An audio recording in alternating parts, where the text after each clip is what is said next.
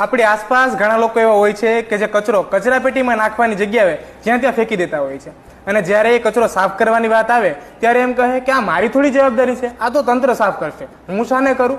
પણ જો ગીર સોમનાથ જિલ્લો આપણો છે, તાલુકો આપણો છે, ગામ આપણું છે, તો આ જિલ્લાને, આપણા ગામને સ્વચ્છ રાખવાની નૈતિક જવાબદારી પણ આપણી છે. ગાંધીજીએ સૂચવેલા સ્વચ્છ ભારતના સ્વપ્નને ધ્યાનમાં રાખી અને ગીર સોમનાથની અંદર આજે સ્વચ્છતા હી સેવા 2024નું પખવાડિયુંનું આયોજન કરવામાં આવ્યું છે, જે તારીખ 17 સપ્ટેમ્બરથી 2 ઓક્ટોબર સુધીની રહેશે. એના વિશે વધુ માહિતી આપણે માનનીય કલેક્ટર સાહેબ જાડેજા સાહેબ આપશે. આપે જેમ પૂર્વ ભૂમિકા બાંધી એ પ્રમાણે સ્વચ્છતા હી સેવાનું પખવાડિયાની ઉજવણી થઈ રહી છે. માનનીય વડાપ્રધાનશ્રીના સીધા માર્ગદર્શન નીચે માનનીય મુખ્યમંત્રીશ્રીની સીધી દેખરેખ હેઠળ આપણે આ ઉજવણી કરી રહ્યા છીએ.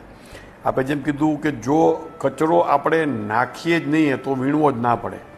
જે જગ્યા આપણને આનંદ આપે છે, જેમ કે આપણી ચોપાટી છે, તો લોકો જાય તો જ્યાં પોતાનો નાસ્તો જમવા